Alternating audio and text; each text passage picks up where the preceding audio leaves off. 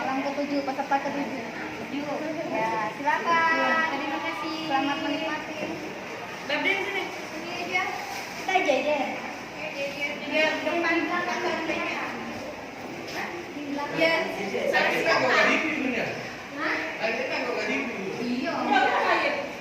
Kayak begini, monggo. Ada sap. Bismillahirrahmanirrahim. Selamat pagi, assalamualaikum warahmatullahi wabarakatuh.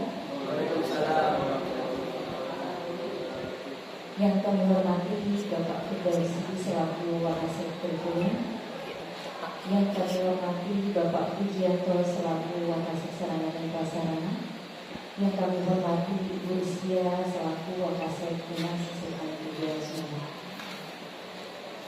Yang kami hormati pula teman-teman guru SMA Negeri 2 Semuanya yang menghadiri pembukaan diseminasi calon guru penggerak angkatan 7.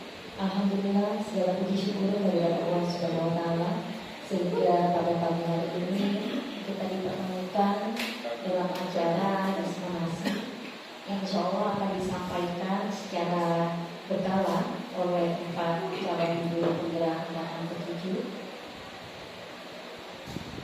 Adapun susunan acara pembukaan, yang pertama yaitu pembukaan, yang kedua menyanyikan lagu Indonesia Raya, yang ketiga sambutan, yang keempat penutup. Baiklah, mari kita buka acara ini dengan pembacaan basmalah.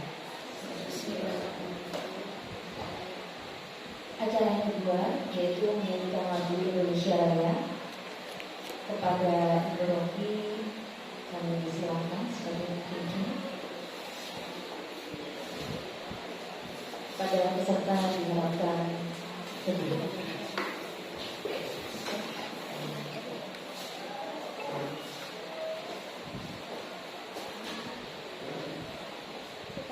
Hiduplah Indonesia Raya.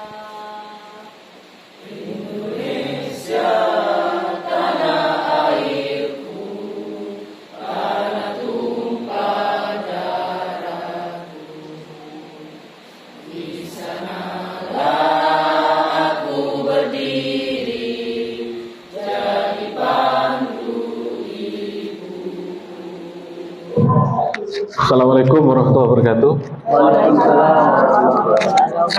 Alhamdulillahirrahmanirrahim. Wassalatu wassalamu ala asrafil anbiya wal mursalin Sayyidina Muhammad wa ala Sayyidina Muhammad. Yang kami hormati Bapak Ibu Wakasek, Bapak Ibu CGP, Pak Edwin, Pak Hairil, Bu Rofi dan Bu Titin, serta Bapak Ibu guru yang hadir pada kesempatan ini. Terima kasih atas kehadirannya. Ini waktunya CGP Angkatan 7 untuk melakukan diseminasi modul 1 ya Pak.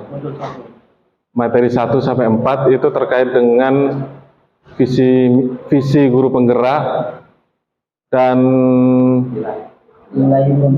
nilai dan peran guru sama membangun budaya positif. Nah, jadi tolong terutama yang budaya positif itu apa yang akan direncanakan di sekolah bisa disampaikan di Bapak Ibu guru, dan Bapak Ibu guru juga bisa memberi masukan kan nanti terkait dengan program Bapak Ibu guru CGP, karena CGP itu pemimpin pembelajaran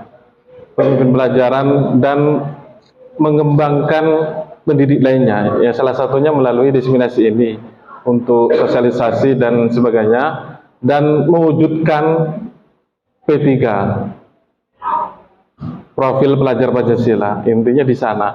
Nah ini Assalamualaikum warahmatullahi wabarakatuh. Yang pertama Bapak Ibu guru, rekan tim CGP Angkatan 7. Terima kasih atas kehadirannya Bapak Ibu dalam acara diseminasi dan sosialisasi modul 1.1 sampai 1.4. Saya langsung membacakan presentasi dulu, kemudian nanti di akhir setiap modul akan ada diseminasi, kemudian nanti mungkin Bapak Ibu ada pertanyaan. Langsung saja saya ke saja.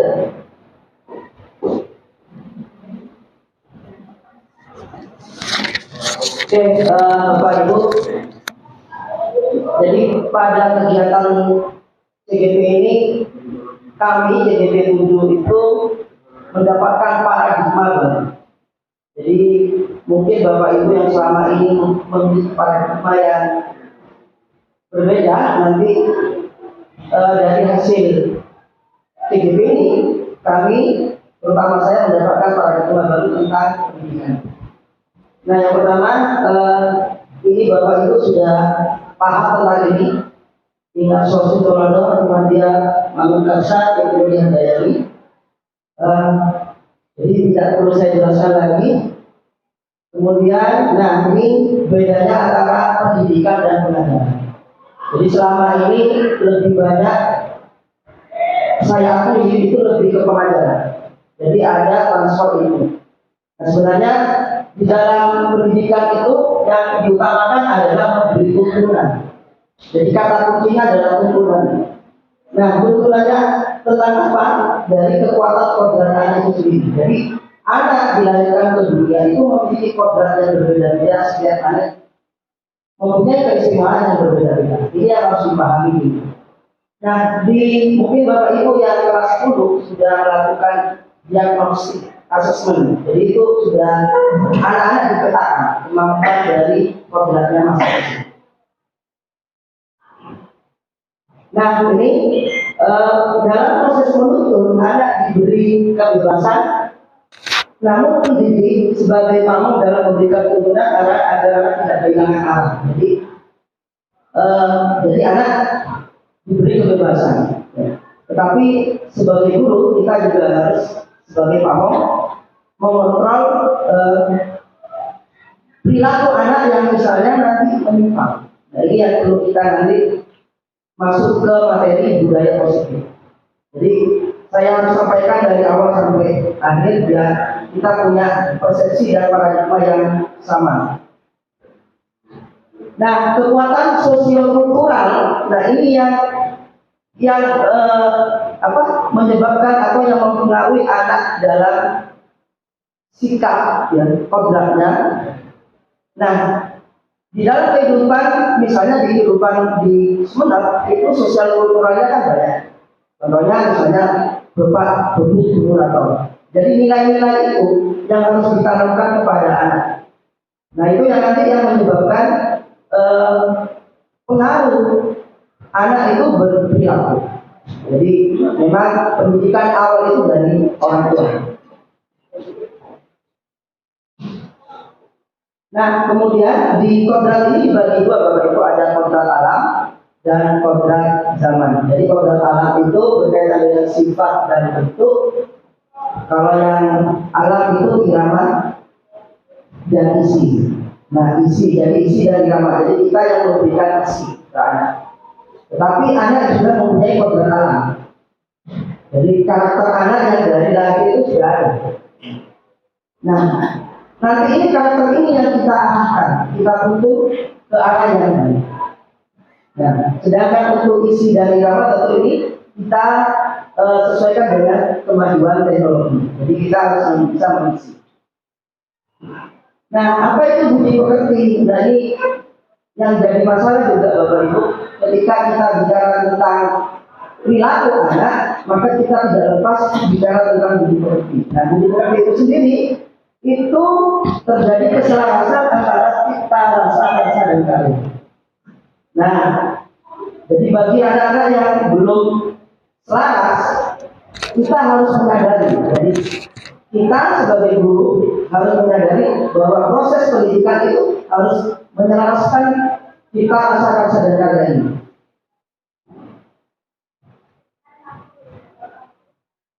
Nah, ini kembali ke kekuatan sosiokultural. Mengapa kok kurikulum merdeka itu muncul kata profil pelajar Pancasila? Jadi nilai-nilai kebajikan, nilai-nilai kebaikan yang ada di bangsa kita sebagai negara Pancasila, maka nilai-nilai sosial budaya yang ada di daerah-daerah itu yang sebenarnya menciptakan nilai Pancasila itu sendiri. Nah, ini contohnya yang wilayah kita Sunda, Bupak Keduk Kelurato, mengajarkan tentang pengabdian, Bapak, Ibu, kemudian ada guru dan pemerintah, gitu ya. Dan ada lagi juga lakoni, kena-kena, kenangi, jalan-jalan. Artinya ini kalau kita kembali ke filosofi tentang makna ini, itu kan artinya kita bekerja sesuai dengan tugas, sesuai dengan kemampuan kita, sesuai dengan kapasitas kita.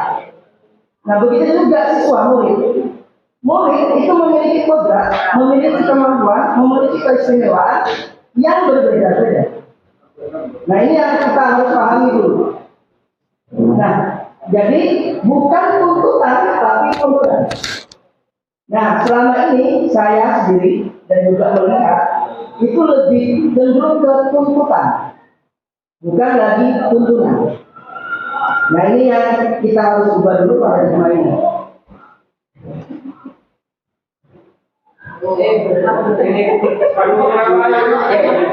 Nah, sekarang kita masuk ke nilai dan peran guru. Nah, sebenarnya bukan hanya nilai dan peran guru, tapi juga secara umum nilai dan peran guru.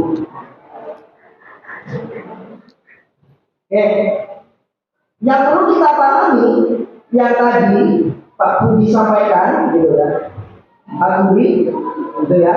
Nah, itu kalau di bahasa Indonesia kan bergerak dan menggerakkan.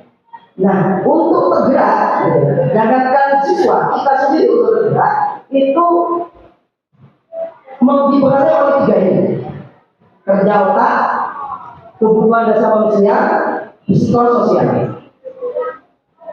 Kebanyakan masalah-masalah siswa yang muncul itu gara-gara itu. Sebagai contoh misalnya, saya langsung contoh, sekaligus sebagai tim taktik. Nah, nanti saya jelaskan apa itu kebutuhan dasar manusia, ada 5. Contoh saja, kebutuhan dasar manusia yang paling utama adalah makan, bertahan hidup. Nah, sering ketika anak belajar itu pasti dia akan ke kantin, ke kopsis. Itu punya alasan tersendiri. Jadi anak itu melakukan kesalahan seperti itu karena punya alasan. Nah, ini juga yang perlu kita juga pahami tentang perilaku anak yang melanggar. Kerja otak itu manusia sebagai mamalia juga secara ilmu pengetahuan di situ ada juga otak kecil. Jadi ada otak hewan. Jadi manusia itu bisa juga berpikir seperti hewan.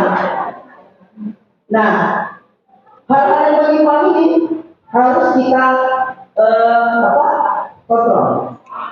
Ya, untuk jelasnya nanti ada kesempatan lain tentang untuk kerja otak kebutuhan dasar. Nanti lebih ke fokus kebutuhan dasar saja. Nah, yang bergerak, setelah bergerak baru bergerak. Nah, bergerak ini kebanyakan itu guru memberikan motivasi ekstrinsik. Montessori ada. Nah, harapannya bergerak itu sebenarnya muncul dari motivasi intrinsik yang anak itu sendiri. Itu yang harus diharapkan. Nah, kalau bila kita ke agama itu lebih ke ikhlas. Jadi kalau sudah itu munculnya dari diri sendiri itu keikhlasan. Tapi kalau di emosional, iya.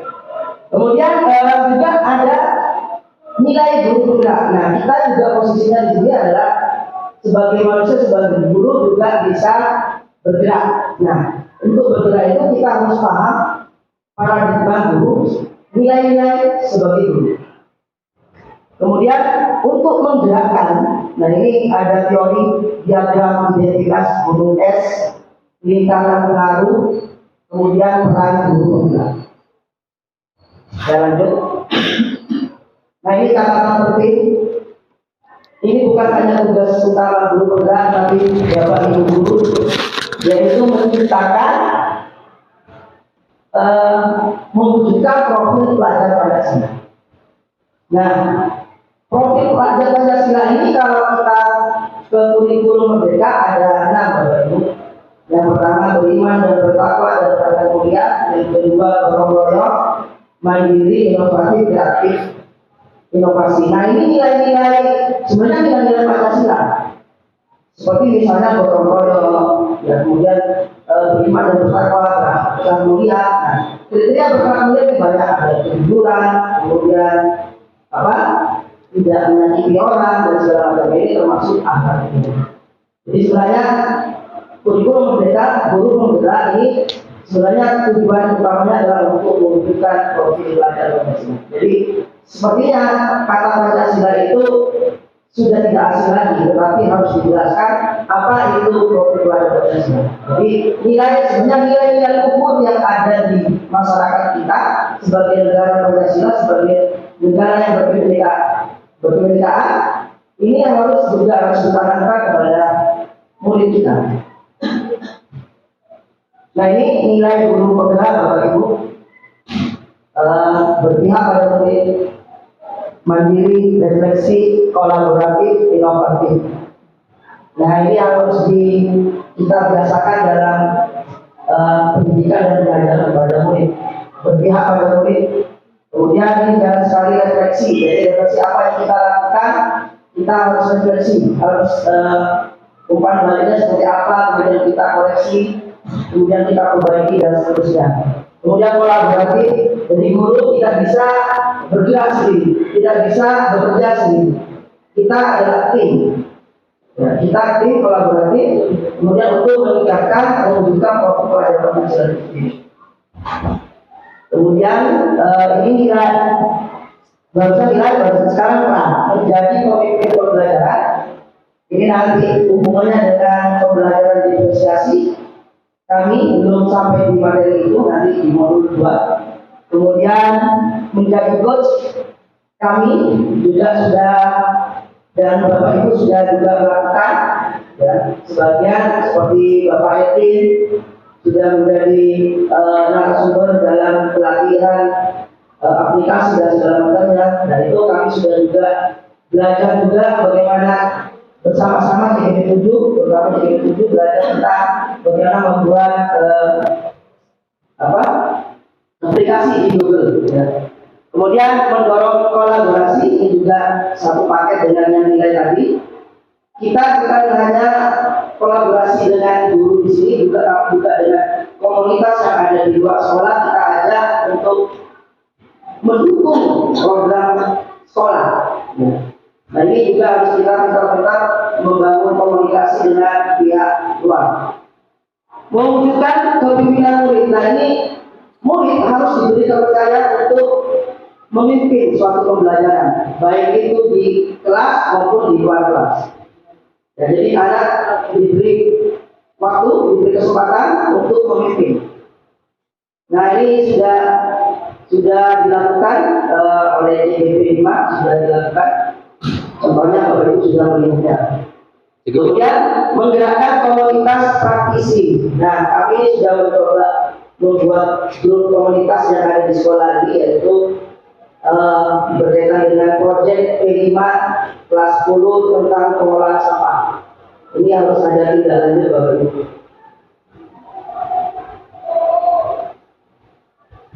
Sekarang tentang visi prakarsa perubahan dan belajar. Ini sedikit berbeda Bapak Ibu, mungkin kalau Bapak Ibu punya pengalaman dalam menyusun program sekolah. Kalau dulu itu memperhatikan SWOT, kekuatan, ya, tantangan, hambatan, dan kelemahan. Tetapi dalam bab jadi intuisi apresiatif yang diperhatikan, difokuskan hanya 2, yaitu kekuatan dan tantangan. Nah, ini alurnya Bapak Ibu. Bagaimana menyusun bab jadi. Nah, tentu nilai-nilai filosofi dan visi pelajaran profil pelajaran Pancasila ini harus dimasukkan dalam bab jadi. Jadi arah visinya, tujuannya jelas. Nah ini apa itu baca Bapak Ibu? Yang pertama buat pertanyaan, ambil pelajaran, gali mimpi, jabarkan rencana, kemudian atur eksekusi.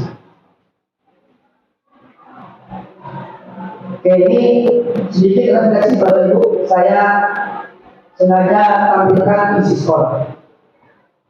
Ini visi SMA Negeri 29 kita berbasis ilmu pengetahuan, teknologi dan lingkungan, beriman dan bertakwa, cerdas, berbudaya kearifan lokal, berjiwa usaha untuk menyongsong kehidupan global.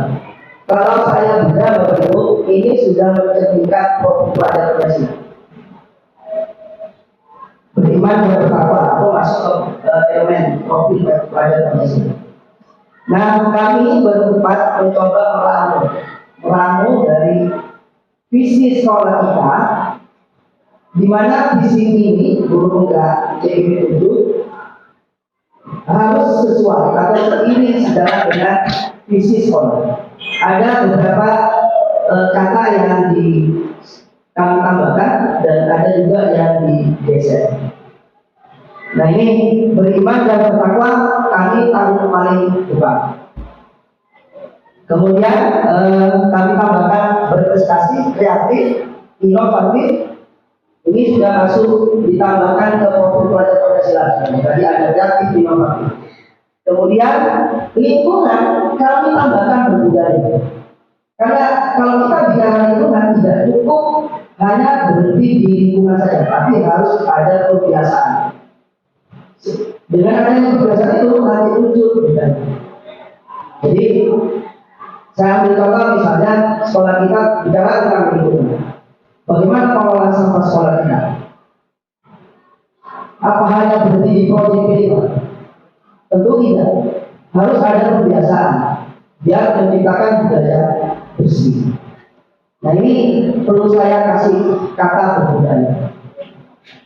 Kemudian tetap keberagaman tetap kearifan lokal, berjiwa usaha untuk menyongsong kehidupan global. Ini yang saya banggakan juga kepada guru PKPU. Sudah excel mengajak siswa untuk menghasilkan produk, berusaha wirausaha, kemudian hasilnya ditaruh di Kopsis, kemudian ada penjualan konsinyasi, kemudian ada perhitungan dalam negeri. Ini juga mengajarkan siswa berwirausaha. Ini akar, istilahnya visi dan tangkap. Yang perlu kita perhatikan adalah aset kekuatan kita, Bapak Ibu. Ini saya ambil 3 saja, guru, TU, dan siswa. Kemudian ada sarana prasarana dan finansial.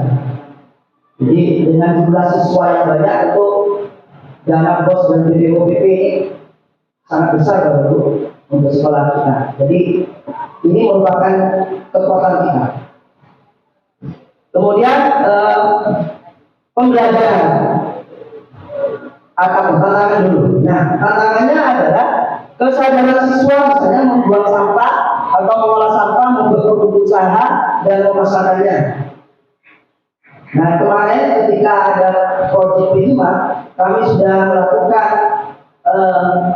proyek itu dan saya sudah mengevaluasi bagaimana kesadaran siswa dalam membuang sampah. Kemudian juga bagaimana siswa menghasilkan produk usaha untuk dijual. Nah ini sudah dilakukan oleh guru-guru PKPU. Terima kasih Bu Dia sudah memulai untuk mengajak siswa untuk praktek menghasilkan produk. Ya. Ini juga salah satu bentuk mewujudkan profil pelajar Pancasila itu sendiri sesuai dengan visi sekolah kita, yaitu kearifan lokal dan berjiwa usaha. Nah kemudian aksinya bagaimana Bapak Ibu? Tentu semua elemen komponen yang ada di sekolah kita harus dihitung. Dari guru, TU, kepala sekolah, kita sebagai tindak lanjut dari program proyek P5. Kemudian pembelajarannya tentu dari kegiatan P5 ini kita mendapatkan ilmu. Jadi ilmu ini, ya, pengalaman ini kita gunakan sebagai tindak lanjut untuk membuat program secara berkesinambungan. Dan ini salah satunya sudah dimulai oleh CIB 5 Salah satunya adalah bagaimana bicara tentang lingkungan, bicara tentang dengan tanaman. Tetapi belum sampai ke bagaimana mengolah sampah yang baik dan seterusnya. Nah, ini perlu kami lanjutkan dari JPT. Oke, ini saya coba Bapak Ibu membuat baja. Ini sedikit saja. Mempersiapkan generasi yang berbudaya lingkungan dan berjiwa usaha untuk menyongsong kehidupan global. Kata kuncinya kan, kalau berdasarkan visi sekolah itu minimal ada 2 ini. Oke, saya lanjut aja biar masih banyak. Kami nanti share ini, materi ini Bapak Ibu bisa dipelajari.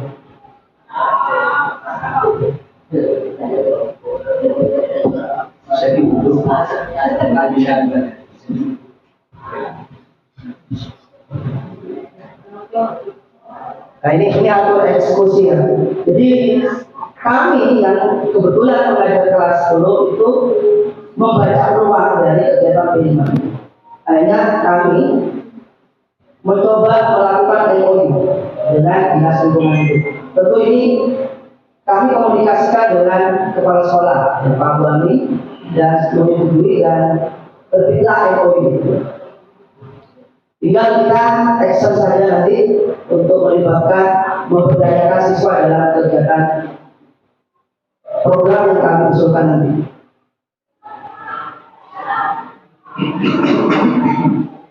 Berkaitan dengan refleksi pendidikan yang jadi masalah, Bapak Ibu, saya sudah berpikirnya juga. Ini sudah saya taruh di. Nah, ini Bapak Ibu.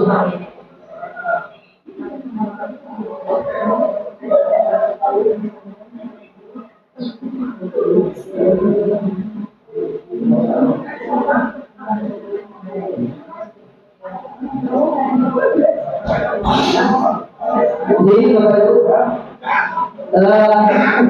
ada anak di kelas, saya ngajar kimia, kemudian anak-anak tidak ngerti, Pak saya tidak ngerti Pak. Nah, saya langsung melayani Bapak. Ini salah satu berpihak pada murid. Jadi apa keluhan murid, keinginan murid kita harus layani. Ya, ini keberpihakan kepada murid. Kemudian ada contoh lagi, nah ini kami berempat gitu ya, berempat. Pak ini sebagai coachnya, ini menerapkan kolaboratif dan coach ya, peran nilai guru penggerak. Kita berempat mencoba belajar bareng tentang membuat Google Site di Google Form ini. Nah ini nilai dan peran guru penggerak adalah mandiri. Nah, jadi kita untuk meningkatkan kualitas kita jangan menunggu dari kemarin disebut bahwa anak kita. Nah, hal-hal seperti ini tidak ada kemandirian kita untuk mengembangkan potensi kita, diri kita. Ini yang harus kita gali terus. Kemudian Bapak Ibu, bagaimana saya melakukan kolaborasi dengan pihak luar? Ya, salah satunya kita membuat MOU dengan dinas pendidikan. Nah, itu sebenarnya untuk mendukung program kita Bapak Ibu. Nah, bukan ujuk-ujuk melakukan program tanpa rencana. Jadi kami berempat meramu kegiatan yang mendukung visi sekolah Bapak Ibu. Dan visi sekolah, visi guru penggerak kita sesuaikan dengan visi sekolah Bapak Ibu. Jadi bukan ujuk-ujuk kalau ada program ini gitu. Saya tidak pengen seperti itu Bapak Ibu. Jadi saya ingin mengajak Bapak Ibu baik itu di seperti ini, kemudian juga saya sekali share tentang MOU. Sebenarnya itu untuk membangkitkan nilai dan peran guru, bukan hanya berhenti mengajar saja di kelas, tetapi juga bagaimana memberdayakan siswa dalam kegiatan-kegiatan pembelajaran ini. Nah, ini yang juga saya coba untuk membuat program kami ajukan kepada Bapak Kepala Sekolah, dan mungkin nanti ini menjadi program CDP 7 ke depannya Bapak Ibu. Itu mungkin dari saya tentang modul 1.1 sampai modul 1.4. Kemudian ada diseminasinya, bagaimana cara segitiga distribusi.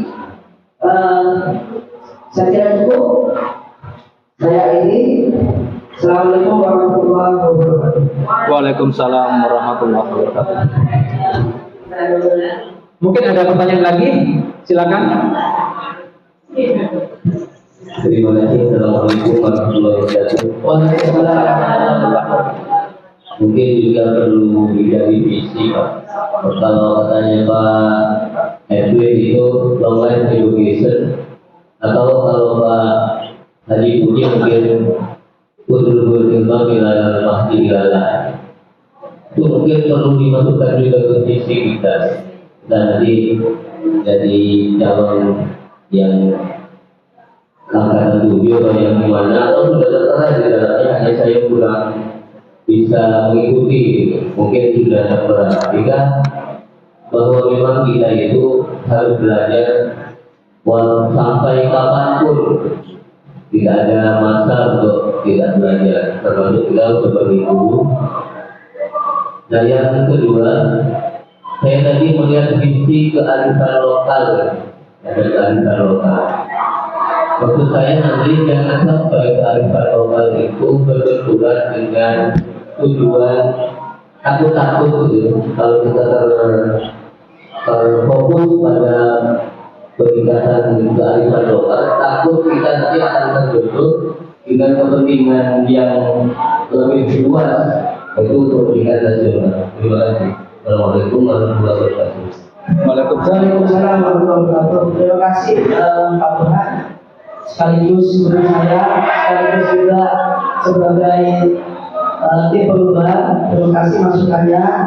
Ini mungkin kesempatan saya bicara langsung dengan Pak Burhan di forum ini. Bisa juga nanti kita bicara lagi tentang visi sekolah kita. Kami sudah mencoba membuat Google formulir. Nanti setelah acara ini silakan Bapak Ibu mengisi formulir itu. Apa yang diinginkan sekolah kita? Nah, ada beberapa pertanyaan Bapak Ibu. Saya sekali betulkan aja yang harus diisi. Berkaitan dengan kearifan lokal, Bapak. Kita sudah tahu program kita, apa itu kearifan lokal yang ada di sekolah kita. Contohnya misalnya LKM, itu kan ada kegiatan topik itu kan sebuah kearifan. Nah, ini juga selain itu kita juga munculkan, misalnya ada produk kearifan lokal, misalnya, yang berupa produk jamu misalnya.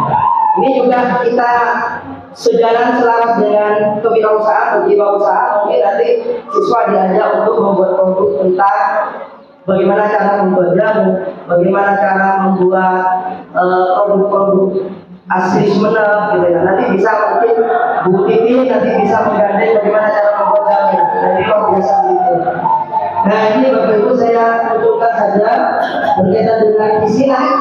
Mungkin bukan kembali Bapak Ibu, kita bertemu lagi, mungkin perwakilan tidak semuanya juga. Kita bicara tentang visi, yaitu di waktu pendampingan individu. Saya munculkan saja Bapak Ibu, biar kita punya pemahaman yang sama tentang apa yang kita inginkan.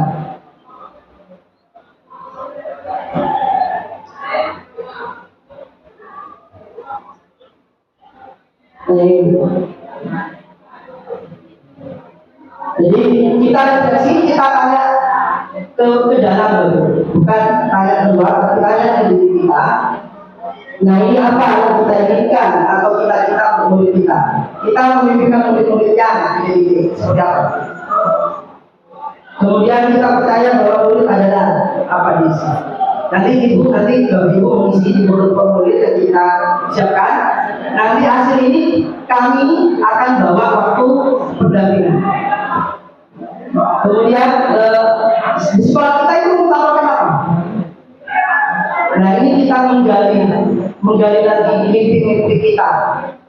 Nah, nanti kita tuangkan dalam visi. Ya, dalam visi nanti mungkin ada program lanjutannya.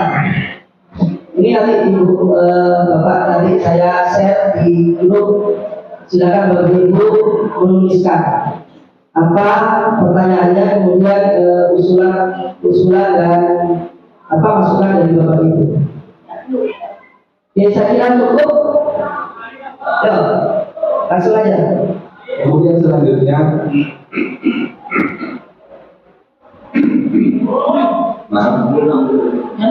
ke anak ini perlu ditanyakan juga, Bapak. Anak-anak kadang-kadang kita sudah menjelaskan P5 profil belajar Pancasila. Ketika kemarin misalnya kita sudah punya acara bannernya besar P5 gitu, produk. Ketika Pak Kaman sebagai kepala sekolah nanya, nah yang termasuk unsur P5 ini yang mana? Pak boleh, nggak kamu? Masa bisa ini mungkin ditekankan dan dipraktekkan. Terkait dengan adab, kebetulan saya belum tidak masuk ke dalam tim adab, dan saya sudah ada di tim pengolahan sampah, dan ini sudah saya lakukan. Bapak sudah tahu sendiri, saya sudah membuat MOU dengan dinas lingkungan hidup, tetapi saya belum membuat kadernya siswa. Saya belum membuatkan kader, saya masih menunggu. Nah, karena pergantian kepala sekolah ini yang membuat saya dan kami sedikit tertahan dulu. Kemarin kami mengajukan lagi kepada Pak Kaman 2 proposal yang saya lakukan. Yang pertama berkaitan dengan lingkungan. Jadi lingkungan, kalau bicara lingkungan Bapak Ibu, tidak hanya cukup di tanaman. Jadi bagaimana kebersihan di sekolah kita, pengolahan sampahnya bagaimana. Jadi sebenarnya kami kemarin itu ingin menggandeng kader Greenpeace-nya itu jadi satu kader. Jadi tidak ada kader lagi, tidak ada kader lagi. Kalau tidak ada kader lingkungan, cukup satu kader saja, yaitu kader Greenpeace. Nah, kader Greenpeace-nya ini bukan hanya tanaman, tapi juga yang tadi itu. Ini terima kasih masukannya. Saya kira cukup. Baik, terima kasih atas masukan yang luar biasa dari Bapak Puji selaku guru penggerak angkatan ke-5 dan juga sebagai Wakasek Sarpra. Saya sangat mendukung dan setuju sekali.